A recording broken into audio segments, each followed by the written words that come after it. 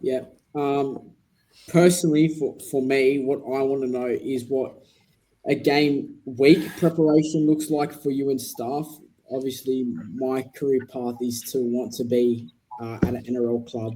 Obviously, with my club, but with any NRL club would be good. So I would just like to know what goes into game week.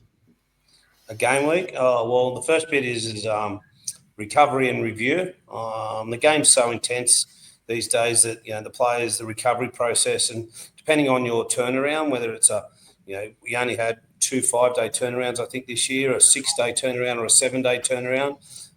So you basically work back from the next game. Captains run the day before, which is being shortened a little touch. Some players do a little bit, some players do a little bit more. Then there's a day off. Then there's our main day, which is 3 days prior. We do a lot of scrimmage and we play against our reserve grade, simulate opposition strengths, simulate how we want to play offensively. So there's a bit of work goes into that day.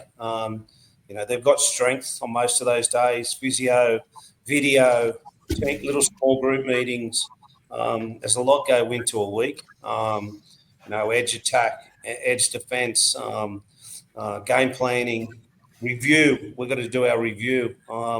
So sometimes it's a team review, sometimes it's group review, small group reviews. So in season, it's just a rat race, to be really honest. It's just, a lot of things you've got to get done. And depending on your turnaround, some weeks can be really tricky. And, then all of a sudden you've got to start talking about game loads. Was it there a lot of ball in play? Was it heavy contact? Did we have a few injuries? Was it in the daytime in the sun? There's so many different factors.